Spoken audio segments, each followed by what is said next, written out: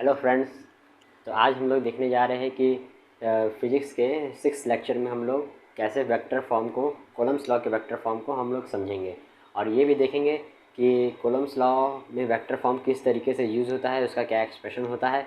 और साथ ही साथ हम लोग ये भी देखेंगे कि वेक्टर्स का क्या कॉन्सेप्ट है, जो कि आपने अगर पिछले क्लास में नहीं पढ़ा है वेक्टर्स के बारे में तो वो भी मैं यहाँ पर बताऊँगा आपको। और इससे पहले मैंने ये बताया था आपको कि डायमेंशंस क्या होते हैं, डायमेंशंस क्या होते हैं ये मैंने बताया था। डायमेंशंस का क्या यूज़ है, किस तरीके से हम लोग किसी क्वांटिटीज़ का डायमेंशन निकालेंगे, ये बताया था मैंने। अब हम लोग देखिए बात करने वाले हैं डायमेंशंस के बारे में। तो हम लोगों ने समझ लिया था एप्सिलॉन नॉट। इसके बाद हम लोगों ने एप्सिलॉन नॉट के बारे में पढ़ा था कि एप्सिलॉन नॉट ये होता क्या है। डायमेंशंस बेसिकली क्वांटिटीज़ को आइडेंटिफाई करने के लिए, यूनिट्स द्वारा आइडेंटिफाई करने के लिए हम लोग जो प्रोसेस यूज़ करते हैं उसी को डायमेंशंस कहते हैं। यानी कि हम लोग बेसिकली जिन क्वांटिटीज़ के बारे में ये जानना चाहते हैं कि उनका जो एक्सप्रेशन है वो सही तरीके से लिखा हुआ है कि नहीं लिखा हुआ है, ये चीज़ें चेक करने के लिए हम लोग डायमेंशंस को स्टडी करते हैं किसी भी क्वांटिटी के लिए, कि वो क्वांटिटी का एक्सप्रेशन सही लिखा है कि नहीं।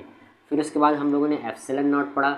एप्सिलॉन नॉट एक ग्रीक सिंबल है। इसके बारे में हम लोगों ने ये पढ़ा कि ये किस तरीके से फोर्स में इसको इंट्रोड्यूस किया गया और इसका क्या मतलब होता है। इसका मतलब यही होता है कि कोई भी अगर दो चार्ज है उनके बीच में क्या फोर्स लग रहा है, तो वो अगर उनके बीच में कोई मीडियम आ जाता है या फिर कोई खाली जगह है, दो चार्ज रखे हुए हैं, बीच में कुछ नहीं है, तो इसका मतलब ये है कि जो ये बेसिकली एप्सिलॉन नॉट ये एक तरीके का बताता है कि उन दो चार्ज के बीच में क्या मौजूद है, परमिशन है उन चीज़ों का कि कोई चीज़ उनके बीच में आ सकती है कि नहीं आ सकती है। तो यहाँ पे ये एप्सिलॉन नॉट का मतलब यहाँ पे इस फोर्स के फॉर्मूले में जो हम लोगों ने पढ़ा था कि F is equals to 1/4 pi epsilon naught Q1 Q2 upon R square, इस तरीके से जो हम लोगों ने पढ़ा था यहाँ पे ये देखा था कि ये एप्सिलॉन नॉट आया था। और इसका मतलब हम लोगों ने देखा था कि परमिटिविटी ऑफ फ्री स्पेस, यानी कि ये जब एप्सिलॉन नॉट लिखा रहा है तो इसका मतलब ये हो जाएगा कि जो हम लोग फोर्स निकाल रहे हैं दो चार्जेस के बीच में, उनके आपस में बीच में कुछ है नहीं, खाली फ्री स्पेस, खाली जगह है, तब हम लोग फोर्स की वैल्यू निकाल रहे हैं। अगर मान लीजिए कि इन दो चार्जेस के बीच में मान लीजिए ये Q1 है और ये चार्ज Q2 है इस तरीके से, और इनके बीच में अगर कोई मटेरियल आ गया इस तरीके से कोई मटेरियल आ गया, जिसका कि इस मटेरियल का अगर हम मान लेते हैं कि अगर ये मटेरियल आ गया तो ये फोर्स की वैल्यू बदल जाएगी, क्योंकि इस समय ये एप्सिलॉन नॉट तो काम करेगा ही, लेकिन इसके साथ इस मीडियम का भी तो कुछ असर होगा फोर्स की वैल्यू पे। तो इस वजह से इसकी जो मटेरियल की परमिटिविटी होती है, इस मटेरियल की जो हम लोग परमिशन दे रहे हैं इन चार्जेस के बीच में, इसकी भी अपनी एक परमिशन की वजह से एक परमिटिविटी आएगी, और ये आएगी इस फ्री स्पेस के रिलेशन में।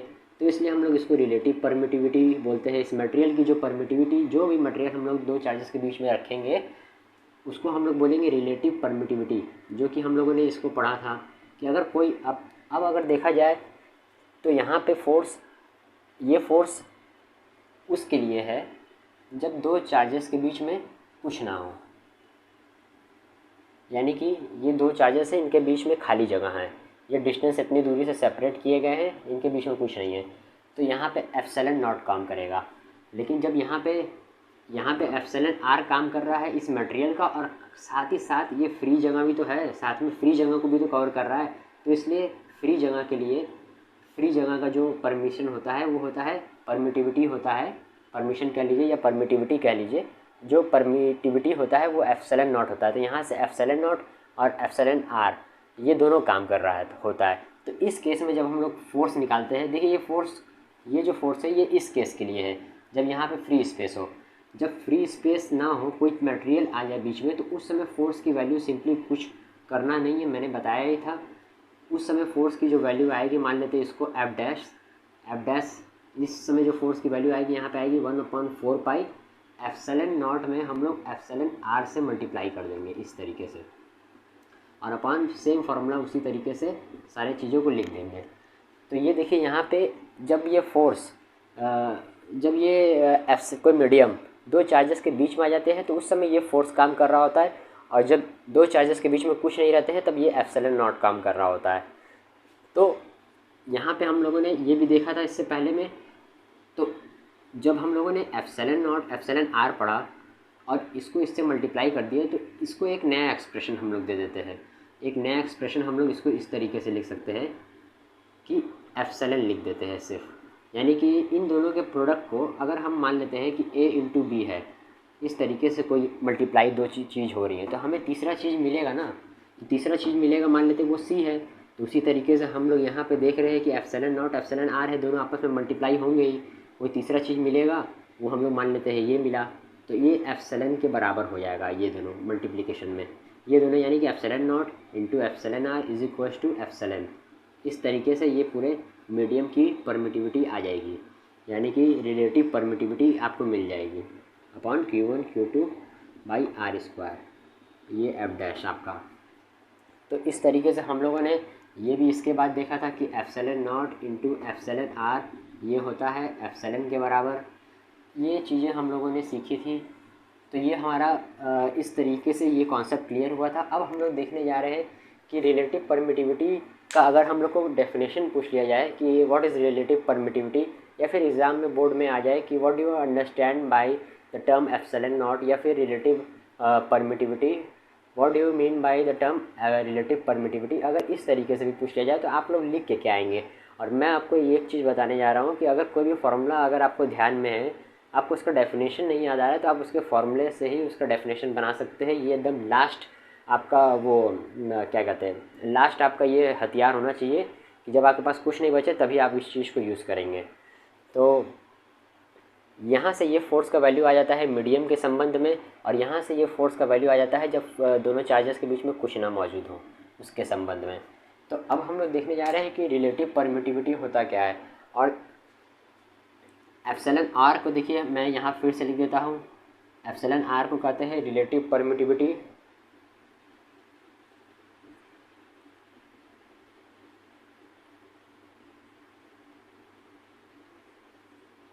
ऑफ द मीडियम, यानी कि ये बेसिकली रिलेटिव परमिटिविटी किसके वजह से आई है, इस मीडियम के वजह से आई। मीडियम यानी कि माध्यम, इन दोनों चार्जेस के बीच में क्या माध्यम आया है, उसके क्या माध्यम है, इन दोनों के चार्जेस के बीच में जो फोर्स लग रहा है उसके बीच में कोई मीडियम तो नहीं ना आ गया, किसी चीज़ के जरिए हो के नहीं ना, किसी माध्यम के जरिए हो के नहीं ना दूसरे चार्ज पे फोर्स लग रहा है, यानी कि इस चार्ज का फोर्स, यानी कि इसके चार्ज की जो वैल्यू होगी, इस चार्ज जो ये यहाँ पे जो चार्ज होगा इसका जो फोर्स होगा, इससे जो चीज़ें निकलेंगी इलेक्ट्रिक फील्ड, वो इसको पहुंच पा रही हैं कि नहीं पहुंच पा रही हैं, इस मीडियम को अगर रखने से किस तरीके से पहुंच रही हैं, तो वो चीज़ हम लोगों को इसके ज़रिए कैलकुलेट करने को मिलेंगी। यहाँ हम लोग relative permittivity of the medium इसलिए लिख रहे हैं इस चीज़ को कि यहाँ पे ये जो परमिशन हो गया है फोर्स निकालने के लिए, वो इस मीडियम के संबंध में, इस मीडियम के संबंध में किस तरीके से काम कर रहा है इन दोनों चार्जेस के बीच में, इस तरीके से इसको relative permittivity of the medium बोलेंगे। और यहाँ पे ये जो है एप्सिलॉन नॉट, इसको तो हम लोग जानते ही है कि ये है परमिटिविटी ऑफ फ्री स्पेस, ये परमिटिविटी ऑफ फ्री स्पेस हो गया। और यहाँ पे ये जो आएगा आपका रिलेटिव परमिटिविटी, ये देखिए relative permittivity of the medium, यानी ये ध्यान रखिएगा कि जो मीडियम यहाँ पे इस्तेमाल किया गया है इन दो चार्जेस के बीच में, वो ये relative permittivity of the medium होगा, यानी कि इस मीडियम की क्या रिलेटिव परमिटिविटी है इन दो चार्जेस के बीच में आने की, वो ये होगा। अब ये इसको तो हम लोगों को पता चल गया एप्सिलॉन नॉट को, एप्सिलॉन आर को क्या बोलेंगे। अब हम लोग देखेंगे कि एप्सिलॉन को क्या नाम से बोलते हैं। तो एप्सिलॉन को देखिए बोलते क्या है कि एप्सिलॉन हो जाएगा आपका वो क्या कहते हैं product of this relative permittivity into relative permittivity of free space, sorry permittivity of free space into relative permittivity of the medium, ये इसके बराबर हो जाएगा। तो इसको हम लोग सिर्फ बोल सकते हैं कि परमिटिविटी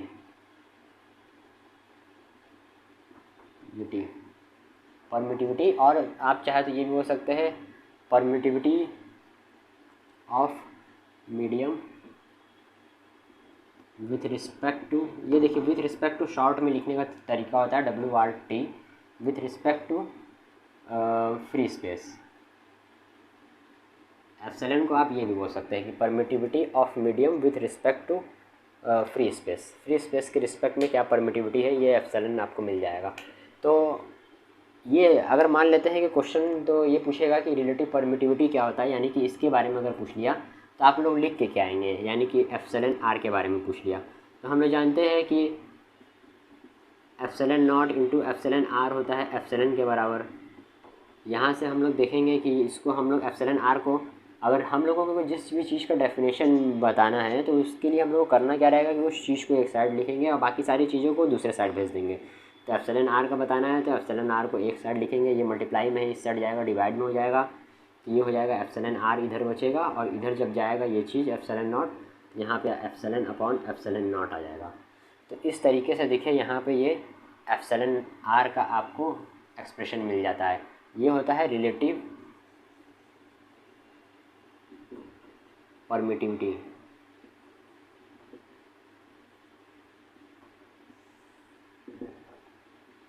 ये रिलेटिव परमिटिविटी। अब आपको ये देखना है कि देखिए इसको आप लोग डेफिनेशन के रूप में बनाएंगे कहाँ कैसे। जैसे देखिए किसी चीज़ को ऐड करते हैं यानी प्लस करते हैं तो उसको आप बोलते हैं कि सम यानी कि जोड़ना। जब कोई चीज़ सब्ट्रैक्ट करते हैं तो उसको कहते हैं डिफरेंस। इसी तरीके से जब कोई चीज़ मल्टीप्लाई करते हैं तो उसको बोलते हैं प्रोडक्ट। इसी तरीके से जब कोई दो चीज़ डिवाइड करते हैं तो उसको बोलते हैं रेशियो। ये ध्यान रखने वाली बात है। तो जब यहाँ पे कोई चीज़ डिवाइड हो रहा है तो ये इसको रेशियो के फॉर्म में हम लोगों को डेफिनेशन बनाना है। बस ये दो रेशियो दिख रहा है कि ये दो चीज़ों का डिवीज़न हो रहा है यानी कि ये एक रेशियो है, तो इसको हम लोगों को डेफिनेशन लिख देना है सिंपली। और हाँ, मैं आपको ये भी बताना चाहूँगा कि ये इसको शॉर्ट में, जैसे इतना लंबा ना लिखना पड़े, शॉर्ट में एप्सिलॉन को सिर्फ ये भी बोलते हैं कि ये असली परमिटिविटी है। असली परमिटिविटी यानी कि ये absolute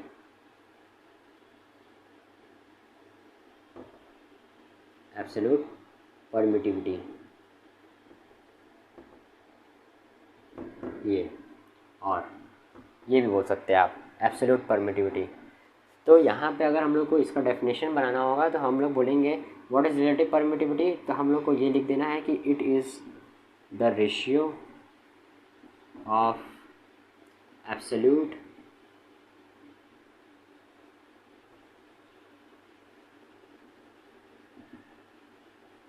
permittivity to the permittivity of free space. यानी कि ये एक रेशियो है एब्सोल्यूट परमिटिविटी का परमिटिविटी ऑफ फ्री स्पेस से। ये आपका डेफिनेशन बन जाएगा। इसी तरीके से अगर कोई फार्मूला दिया हो, दो चीज़ डिवीज़न में है, तो आप लोग यहाँ से इस तरीके से डायरेक्ट उसका रेशियो के फॉर्म में ही एक डेफिनेशन बना सकते हैं कि it is the ratio of absolute permittivity to the permittivity of free space. इस तरीके से दोस्तों डेफिनेशन शॉर्ट में बनता है। ये प्रोडक्ट में रहेगा तो यहाँ पे हम लोगों को रेशियो की जगह प्रोडक्ट लिख देंगे। तो ये चीज़ें आपको डेफिनेशन बनाने में बहुत ही हेल्पफुल काम आएगी। मैं आपको यहाँ पे एक चीज़ और बताना चाहता हूँ कि दोस्तों अगर आपको ये चीज़ें अच्छी लग रही हो तो कम से कम यार सब्सक्राइब और शेयर करिए। आपके जितने भी मतलब कि जितने भी नॉलेज में लोग हैं, यानी कि जो भी आपके कनेक्शन में लोग हैं, जो कि आप किसी व्हाट्सएप ग्रुप से जुड़े हुए हैं या फिर 12th के फ्रेंड्स में आपका कोई ग्रुप है या फिर आपके 12th के कुछ फ्रेंड्स हैं, तो उनको ये वीडियो शेयर करिए, ज़्यादा से ज़्यादा शेयर करिए। कहिए शेयर करने के लिए, सब्सक्राइब करने के लिए, ताकि मैं इसी तरह के से सारा ये कॉन्सेप्ट लाता रहूँ और इस चीज़ को मैं पूरे क्लास 12th के ऑल ओवर चैप्टर में सारे आपको लाइन बाय लाइन बताता रहूँ। इससे ये फ़ायदा होगा आपका कि आपको यहाँ पे चीज़ों को समझने में कोई प्रॉब्लम नहीं आएगी और साथ ही साथ आप उनको ये भी बता सकते हैं कि अगर आपका पीछे का कोई कॉन्सेप्ट क्लियर नहीं है, यानी कि 11th का या 9th का या 10th का कोई भी कॉन्सेप्ट क्लियर नहीं है, तो बहुत ही बेसिक तरीके से आपको ये चीज़ें हम लोग एक्सट्रीम लेवल पे समझेंगे। यानी कि छोटे स्तर से आप हर एक चीज़ को एक अच्छे लेवल पे जाके समझ जाएंगे, ताकि आप कोई भी चीज़ समझते हैं तो उसको आप लोग अच्छे से अप्लाई कर सके, कोई पूछे तो, और बता भी सके अगर आपका मन करे तो। ध्यान रखने वाली बात यही है। और यहाँ पे मैं आपको एक चीज़ और बताना चाहूँगा कि अगर आपको मान लीजिए कोई चीज़ समझ में नहीं आ रहा है तो आप मुझे कमेंट करके बताइए, ताकि मैं आपको उस चीज़ को और अच्छे से क्लियर कर सकूँ। आपके चीज़ों को मैं यहाँ पे उसको एक्सप्रेस करूँगा, बताऊँगा कि आपका ये बिना नाम लिए मैं आपको बताऊँगा कि अगर आप चाहेंगे तो आपका नाम भी ले लेंगे, जैसा आप बताइएगा उस हिसाब से मैं यहाँ पे आपके क्वेश्चंस को डिस्कस भी करूँगा और पूछूँगा भी, और उसके आंसर्स भी देने की कोशिश करूँगा। तो कृपया आप सब्सक्राइब और शेयर करते रहिए इसी तरीके से। अब हम लोग देखने जा रहे हैं अपना अगला कॉन्सेप्ट वेक्टर्स के बारे में। तो हम लोग समझते हैं कि वेक्टर्स होता क्या है। अभी हम लोग देखने जा रहे हैं कि वेक्टर्स कैसे कैसे काम करता है और किन चीज़ों को हम लोग वेक्टर बोलेंगे। यानी कि हम लोगों को ये समझना होगा कि किस चीज़ को, यानी कि किस चीज़ पे वेक्टर अप्लाई होता है। पहले तो हम लोगों को ये समझना पड़ेगा। चलिए मैं इसको रफ़ करता हूँ इसको।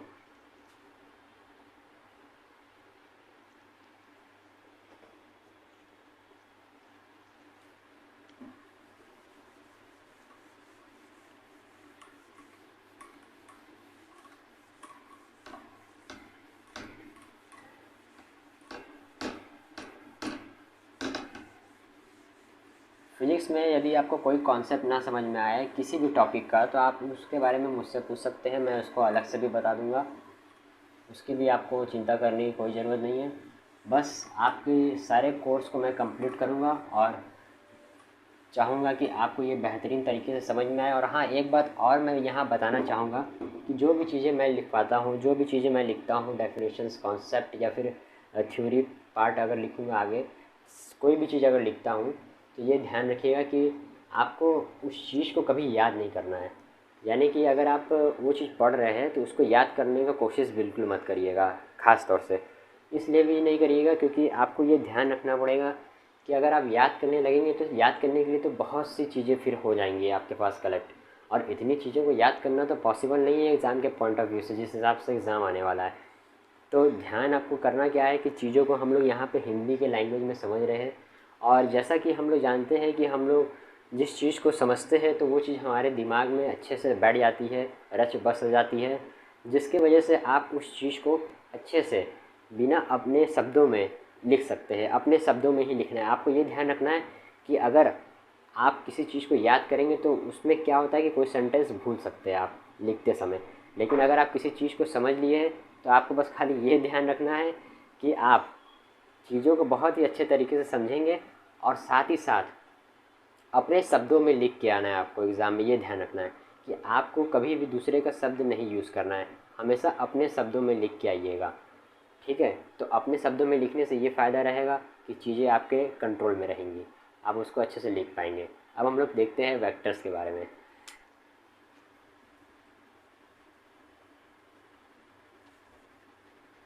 वेक्टर्स होता क्या है, तो देखिए यहाँ पे सिर्फ जब हम लोग वेक्टर्स पढ़ते हैं तो सिर्फ वेक्टर्स नहीं आता है, वेक्टर के साथ एक और शब्द आता है। ये मतलब कि इसके इस चैप्टर के अंदर एक और टॉपिक आता है। इस चैप्टर को कह लीजिए या फिर एक टॉपिक कह लीजिए, ये टर्म्स कह लीजिए, जितने भी टर्म्स आएंगे हम सबको एक कॉन्सेप्ट वाइज समझने के तरीके से डिस्कस करेंगे और ये जानेंगे कि किस तरीके से इसका यूज़ हो रहा है आपके लाइफ में, प्रैक्टिकल लाइफ में या फिर कॉन्सेप्ट में या फिर किसी भी क्वांटिटीज़ में किस तरीके से इसका यूज़ हो रहा है। तो जब हम इस टर्म को पढ़ते हैं तो यहाँ पे सिर्फ वेक्टर्स, ये देखिए वेक्टर्स में सिर्फ वेक्टर नहीं आता है, वेक्टर्स में सिर्फ वेक्टर्स नहीं आता है, बात को समझिए पहले। यहाँ पे मैं कह रहा हूँ वेक्टर्स यानी कि बहुत सारे वेक्टर्स हो गए। तो ये बेसिकली वेक्टर्स जो लिखा है ये चैप्टर का नाम है, लेकिन इसमें आते हैं दो चीज़ें समझने के लिए, एक होते हैं वेक्टर और दूसरा होता है स्केलर। अब ये क्या चीज़ें हैं ये देख लेते हैं। तो सबसे पहले तो ये जो वेक्टर्स यहाँ पे लिखा हुआ है ये है क्या, ये एक टॉपिक है जिसके अंदर ये सारी चीज़ें यहाँ से चालू होती हैं। तो वेक्टर्स बेसिकली, वेक्टर देखिए होता क्या है, वेक्टर यानी कि और स्केलर यानी कि आप किन चीज़ों को बोलेंगे तो आपको ये ध्यान रखना है कि ये दोनों हमेशा क्वांटिटीज़ पे काम करती हैं हमेशा।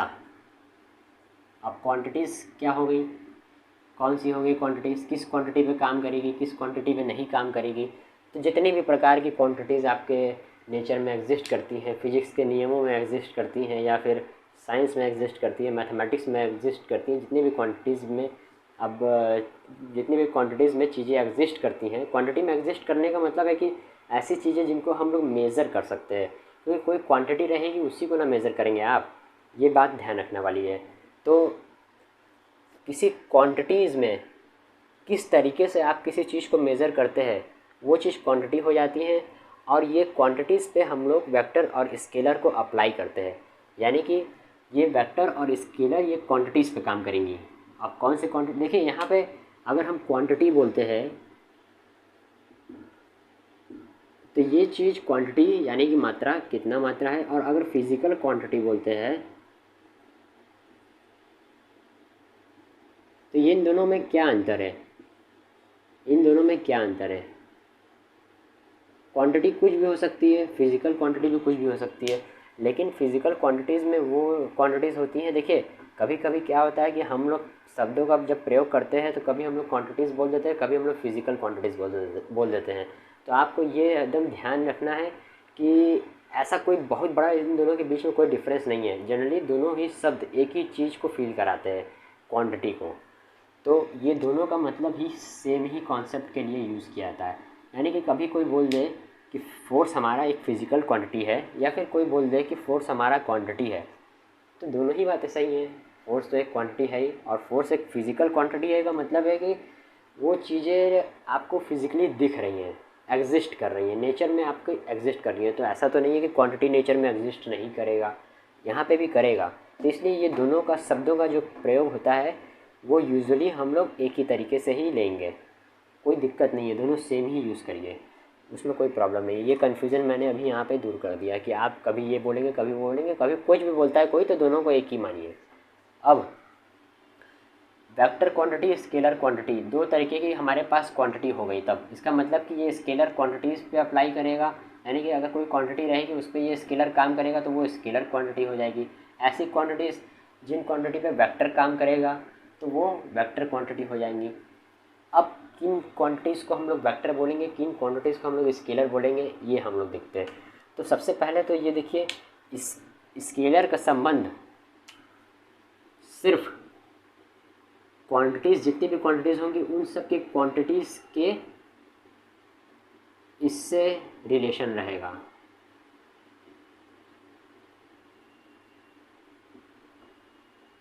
इसका जो रिलेशन रहेगा स्केलर का, वो रिलेशन रहेगा सिर्फ मैग्नीट्यूड से।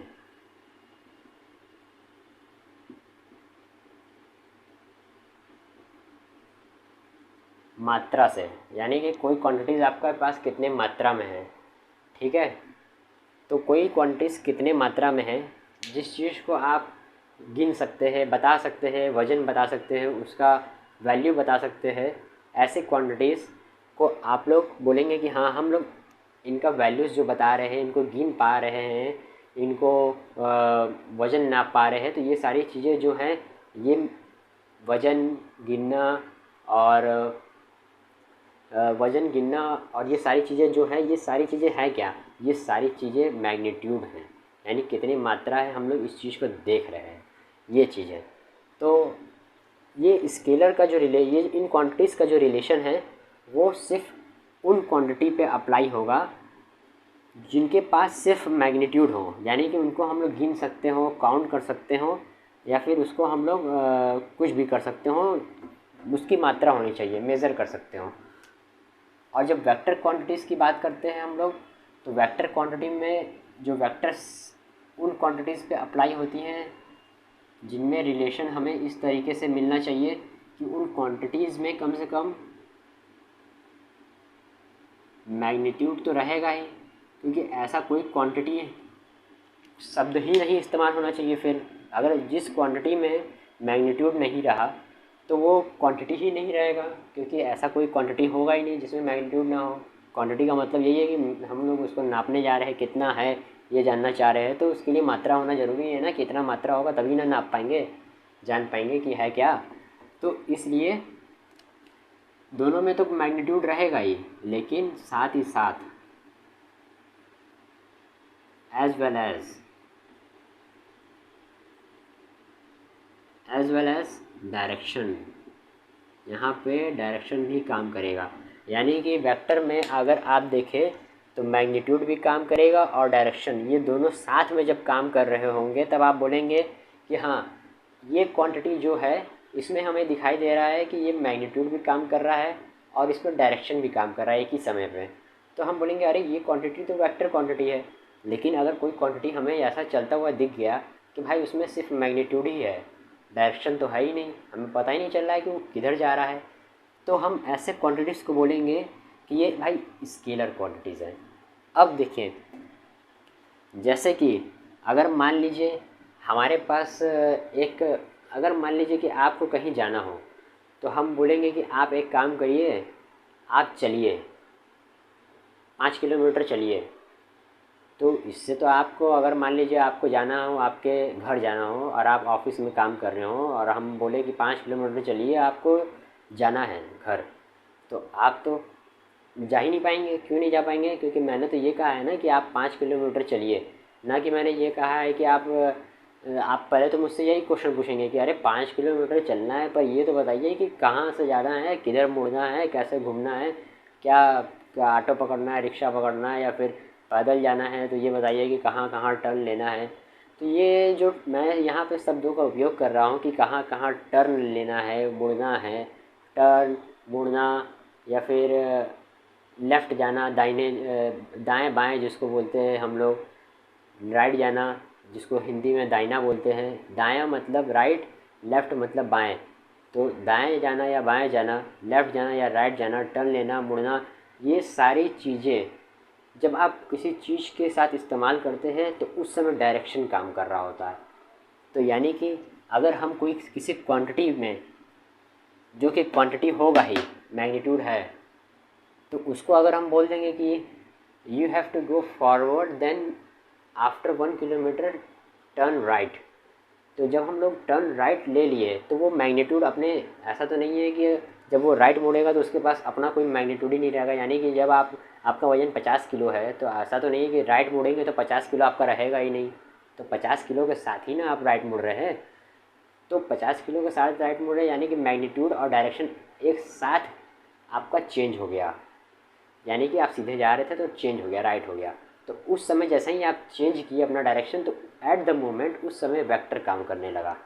इस तरीके से हम बोलेंगे कि जब कोई चीज़ें चलती हैं, रुकी हुई हैं, या फिर जिस भी तरीके से काम कर रही हैं, अगर उसके साथ डायरेक्शन जुड़ जाता है, एड्रेस बताने में भी हम लोग ज़्यादातर वेक्टर्स का ही इस्तेमाल करते हैं। अगर डेली लाइफ की बात करें तो हम लोगों को अगर किसी का एड्रेस भी बताना रहता है, या फिर अगर कोई रास्ते में हम लोगों से पूछ लिया कि आगे जाके हम लोगों को कहाँ जाना है, कोई ये बताइए कि भैया ये जगह कहाँ पड़ेगा, तो हम लोग ज़्यादातर वेक्टर्स का ही इस्तेमाल करते हैं उस समय, क्योंकि हम लोगों को ये बताना रहता है कि राइट मुड़िए, लेफ़्ट मुड़िए, ये सब चीज़ें बतानी पड़ती हैं। तो तब जाके हमारा ये समझ में आता है कि हाँ ऐसे जाना है। नहीं तो फिर आपको खाली ये बता दें कि भैया यहाँ से 5 किलोमीटर है, चल जाइएगा, तो आप तो, दिमाग आपका चकरा जाएगा, क्योंकि 5 किलोमीटर आप तो चले तो जाएंगे ही, लेकिन आपको ये नहीं पता रहेगा कि किस रास्ते से जाना है। तो बहुत से रास्ते हैं जो कि अलग अलग 5 किलोमीटर पे कुछ और पड़ जाएगा, कहीं और पड़ जाएगा। पता चला कि आपको जाना था मॉल जाना था, तो आप पहुंच गए हॉस्पिटल, या फिर पहुंच गए आप क्या कहते हैं, आपको जाना मॉल था लेकिन आप पहुंच गए ऐसे ऐसे जगह, 5 किलोमीटर पे आपका हॉस्पिटल भी पड़ता है, 5 किलोमीटर पे आपका बस स्टैंड भी पड़ता है, 5 किलोमीटर पे आपका मान लीजिए कुछ भी पड़ता है, कोई दूसरा शॉप पड़ता है, 5 किलोमीटर पे आपका खाने का रेस्टोरेंट पड़ता है। तो ये सब चीज़ें अगर अलग अलग चीज़ें पड़ रही हैं, तो ये सब 5-5 किलोमीटर पड़ रही हैं, लेकिन आपको तो ये सब पे नहीं जाना है ना। तो जब भी डायरेक्शन का इस्तेमाल हो तो वेक्टर काम कर रहा होता है, और सिर्फ स्केलर का इस्तेमाल हो तो आपका सिर्फ मतलब कि मैग्नीट्यूड का इस्तेमाल हो तब आपका स्केलर काम कर रहा होता है। तो ऐसे क्वांटिटीज़ को हम लोग स्केलर क्वांटिटीज़ बोलेंगे, और ऐसे क्वांटिटीज़ को हम लोग वेक्टर क्वांटिटीज़ बोलेंगे। यहाँ से हमारा स्केलर और वेक्टर क्लियर होता है। स्केलर क्वांटिटीज़ में कुछ एग्जांपल्स ये हैं कि जैसे अगर हमें चीनी ख़रीदना है तो हम लोग ये बोलेंगे कि भैया 5 किलो चीनी दे दीजिए, तो वो आज समय स्केलर काम कर रहा था, क्योंकि हम लोग ये नहीं बोलेंगे कि 5 किलो चीनी दीजिए दाहिने, या फिर 5 किलो चीनी दीजिए राइट, या फिर 5 किलो चीनी दीजिए टू द नॉर्थ। तो वो सोचेगा कि अरे यार ये 5 किलो चीनी तो मांग रहा है, लेकिन नॉर्थ में क्यों मांग रहा है, राइट में क्यों मांग रहा है, जबकि खड़ा तो हमारे सामने हाथ में देना है इसके हमें, तो ये ऐसा क्यों कर रहा है। तो उस समय स्केलर के साथ वेक्टर नहीं काम कर सकता, चाहे कुछ भी कर लीजिए, स्केलर ही काम करेगा। तो ऐसे क्वांटिटीज़ को कहेंगे स्केलर क्वांटिटीज़। ये इसके एग्जांपल्स थे। अब हम लोगों का जो वेक्टर और स्केलर क्वांटिटीज़ है ये तो हो गया, समझ में आ गया। वेक्टर को लिखते कैसे हैं, रिप्रेजेंट कैसे करते हैं, किसी भी क्वांटिटीज़ के साथ अगर हमें जैसे बताना हो कि ये वेक्टर होता क्या है, वेक्टर तो हम लोग समझ लिए कि होता क्या है, इसका कैसे रिलेशन बनता है ये भी समझ लिए। वेक्टर्स और स्केलर ये दोनों किन चीज़ों पे काम करती हैं, क्वांटिटीज़ पे काम करती हैं। इनका रिलेशन, वेक्टर का रिलेशन मैग्नीट्यूड और डायरेक्शन दोनों से होता है, स्केलर का रिलेशन सिर्फ मैग्नीट्यूड से होता है, यानी मात्रा से होता है सिर्फ। तो अब हम लोग देखेंगे कि वेक्टर को रिप्रेजेंट कैसे करते हैं, यानी कि वेक्टर को लिखते कैसे हैं। तो अगर हमें कोई बोले कि भाई वेक्टर को रिप्रेजेंट कैसे करते हैं, तो वेक्टर को small letter of alphabet, small letter of alphabet या फिर small letter of English alphabet,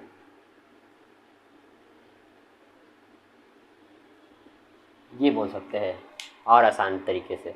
तो वेक्टर्स को हम लोग वेक्टर को रिप्रेजेंट करेंगे small letter of English alphabet, यानी कि सीधे सी बात है स्मॉल लेटर से हम लोग रिप्रेजेंट करेंगे। अब अगर हम लोगों को रिप्रेजेंट करना हुआ कि वेक्टर एक क्वांटिटी है, तो हम लोगों को वेक्टर को रिप्रेजेंट करने के लिए वेक्टर बनाना पड़ेगा। और वेक्टर को बनाते कैसे हैं, ड्रॉ कैसे करते हैं, वेक्टर को ड्रॉ कैसे करते हैं, तो इसका आंसर ये है एरो से, बाई एरो। यानी कि एरो बना के हम लोग वेक्टर को ड्रॉ करते हैं। इस तरीके से एरो बना दीजिए, ऐसे एरो बना दीजिए ये, या फिर ऐसे एरो बना दीजिए, ऐसे एरो, जिस भी डायरेक्शन में बनाना हो बना दीजिए, कोई फ़र्क नहीं पड़ता। ये सारे वेक्टर को रिप्रेजेंट करने के सिंबल्स है कि ये इस तरीके से वेक्टर को रिप्रेजेंट करेंगे। तो अगर हमें बोल दिया जाए कि वेक्टर्स बनाइए, तो सबसे पहले आपको ध्यान रखना पड़ेगा कि यार अगर कोई भी आपसे बोले कि वेक्टर बनाइए, तो आपको अगले से ये पूछना पड़ेगा ना कि भाई ये बताओ कि वेक्टर तो मैं बना दूंगा, मुझे पता है कि उसको ड्रॉ कैसे करना है एरो से, लेकिन कितना ड्रॉ करना है ये तो बताओ मुझे। तो कितना ड्रॉ करना है इस चीज़ को समझने के लिए हम लोग देखते हैं। जैसे कि अगर मान लीजिए यहाँ पे एक पॉइंट है, यहाँ से यहाँ तक एक लाइन ले लेते हैं, इसको मान लेते हैं ये 1 है, ये 2 है, ये 1 2, ये यहाँ से 0 है, 1 है, 2 है, 3 है। इस तरीके से आप यहाँ पे मान लीजिए 1 सेंटीमीटर, 2 सेंटीमीटर, 3 सेंटीमीटर कुछ भी मान सकते हैं। तो अगर हम लोग क्या करते हैं कि अब हम लोग क्या है कि हम लोग के पास एक स्केल है, यानी कि मेज़र करने के लिए हम लोग इस चीज़ का इस्तेमाल कर सकते हैं। तो अगर आप इस चीज़ का इस्तेमाल कर सकते हैं, तो आपसे अगर कोई बोले इतना यहाँ से यहाँ तक 1 डिस्टेंस चला, या फिर 1 सेंटीमीटर चला, या फिर 1 यूनिट चला, ये भी तो हम लोग बोल सकते हैं कि यहाँ से यहाँ तक 1 यूनिट चला। तो अगर हम आपसे ये कहें कि भाई आप एक काम करिए, आप 3 यूनिट का एक वेक्टर बनाइए, यानी कि 3 यूनिट लेंथ का एक वेक्टर बनाइए। तो आपको करना क्या है, यहाँ से इस तरीके से स्टार्ट करना है, और ये 1 यूनिट, 2 यूनिट, 3 यूनिट, इस तरीके से यहाँ पे आपको एक 3 यूनिट का एक वेक्टर बनाना है। ये आपका ये वेक्टर हो गया, 3 यूनिट का वेक्टर है। ये थोड़ा टेढ़ा मेढ़ा बन गया है, इससे कोई मतलब नहीं है। यहाँ पे इसको हम लोग थोड़ा सीधा बना देते हैं, क्योंकि मैंने हर एक यूनिट पे रुका था, इस वजह से ये टेढ़ा हो गया। तो ये देखिए, ये 3 यूनिट का एक वेक्टर बन गया, यहाँ से ये चला। और हाँ, ये बात थोड़ा ध्यान रखना है कि ये जो एरो है, इस एरो में जो आगे वाला पार्ट है, यानी कि ये एरो है, तो ये एरो का आगे वाला पार्ट, ऊपर का पार्ट जो है वो उसको हेड बोलते हैं, और नीचे का पार्ट जो है उसको टेल बोलते हैं। ये उसी तरीके से है जैसे कि हम ह्यूमन बींग्स होते हैं या फिर एनिमल्स होते हैं, तो उसमें जैसे ऊपर हेड होता है, नीचे पैर होता है।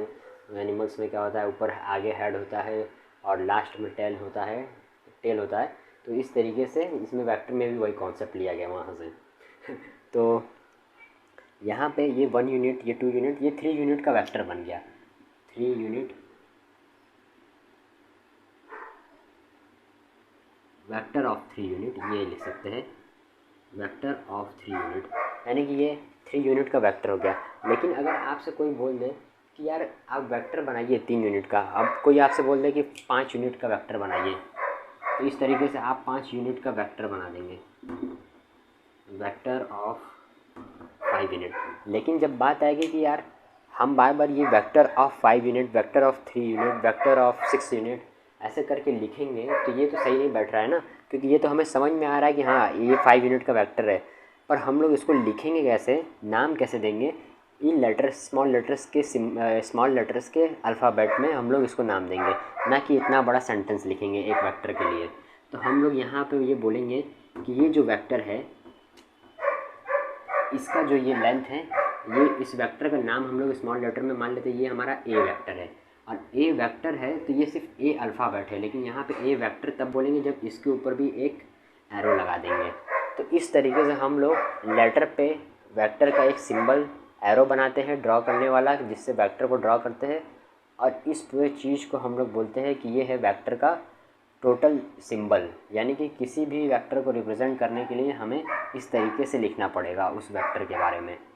तो वेक्टर स्मॉल लेटर में इस तरीके से लिखा जा सकता है, कोई ए वेक्टर होगा, कोई बी वेक्टर होगा, कोई सी वेक्टर होगा, इसी तरीके से डी वेक्टर हो सकता है, और बहुत से वेक्टर्स आप बना सकते हैं।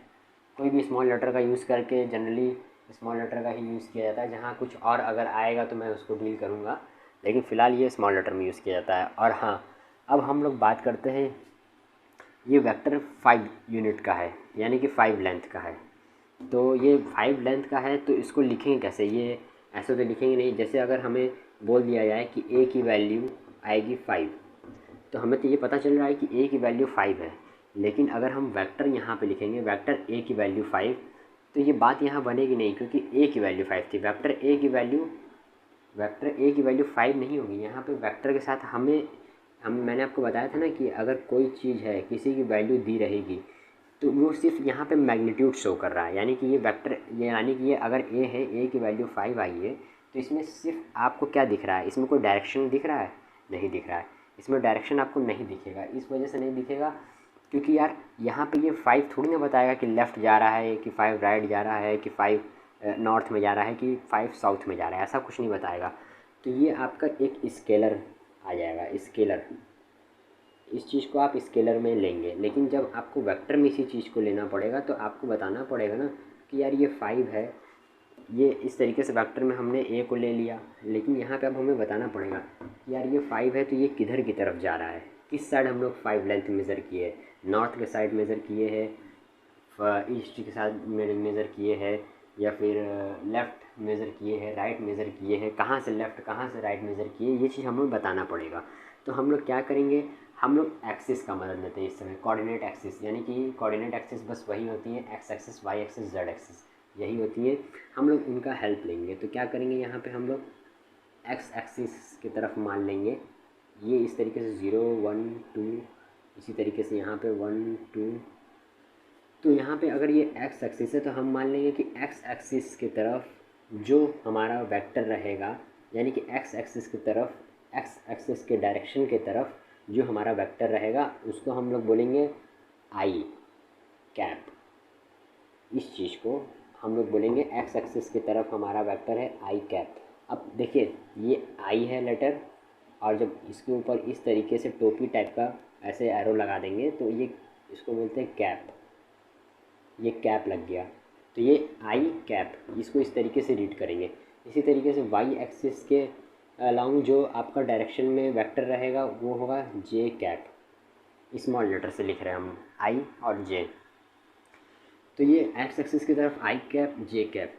तो देखिए, अब हमें ये बताने में आसानी होगी कि यहाँ से यहाँ तक जो लेंथ है ये 1 है, तो ये 1 आई कैप, इस तरीके से हम लोग यहाँ पे लिख सकते हैं। यानी कि 1 डिस्टेंस चला किधर की तरफ, आई कैप की तरफ, यानी कि एक्स एक्सिस की तरफ चल रहा है। ये वेक्टर को लिखने का तरीका होता है, क्योंकि जब हम वेक्टर लिखते हैं तो हमें 1 यानी ये स्केलर के साथ एक डायरेक्शन भी जोड़ना पड़ता है। तो यहाँ पे हम लोग ये लिखेंगे कि अगर ये एक्स एक्सिस है, मान लेते हैं ये एक्स है, ये वाई है, और ये यहाँ पे 1 2 3 4 5, ये 5 लेंथ का ये गया है, 1 0 1 2 1 2 3 4 5, ये 5 लेंथ का ये वेक्टर गया है एक्स एक्सिस के डायरेक्शन की तरफ। एक्स एक्सिस के डायरेक्शन की तरफ हम जानते हैं कि आई कैप काम करता है डायरेक्शन के लिए, तो यहाँ पे हम लोग लिख देंगे 5 आई कैप, इस तरीके से। अब ये आ जाएगा वेक्टर के फॉर्म में। ये जो क्वांटिटी आपको मिला, ये जो क्वांटिटी मिला आपको, ये बोलेंगे हम लोग कि ये वेक्टर को शो कर रहा है, यानी कि इससे हमें वेक्टर का पता चल रहा है क्या पता चल रहा है कि ये ए वेक्टर है जिसके पास 5 लेंथ है, जिसका लेंथ 5 है ए वेक्टर का, इसकी मात्रा इतनी है और ये एक्स एक्सिस की तरफ गया हुआ है ये। इसी तरीके से वाई एक्सिस की तरफ जे कैप और जेड एक्सिस की तरफ के कैप होता है। इस तरीके से ये 3 एक्सिस इस तरीके से बनते हैं। पेपर पे अगर आपको बनाना है तो 3 एक्सिस इस तरीके से बनेंगे, एक्स वाई जेड। जेड की तरफ आपका काम करता है के कैप, एक्स की तरफ काम करता है आई कैप और वाई की तरफ काम करता है जे कैप। तो इस तरीके से हम लोगों ने देखा कि किस तरीके से वेक्टर को हम लोग रिप्रेजेंट करेंगे, इस्तेमाल करेंगे। अब अगर मैं आपसे बोलूँ कि यार आपके पास कोई चीज़ है, मान लीजिए कोई भी चीज़ है, कोई स्केलर क्वांटिटी है, यानी कोई ऐसी क्वांटिटी जो कि जिसका डायरेक्शन हम नहीं बता सकते, तो आपको अगर कोई भी क्वांटिटी दी रहेगी और बोलेगी कि इसमें इसको क्या करिए कि इसके साथ डायरेक्शन जोड़िए, यानी कि इसको वेक्टर बनाइए, कोई क्वांटिटी है उसको वेक्टर बनाइए, तो सिंपली आपको ये जो आई कैप है, जे कैप है, के कैप है, ये तीनों में से किसी भी एक वेक्टर से मल्टीप्लाई कर दीजिए, मतलब कि उसको डायरेक्शन दे दीजिए।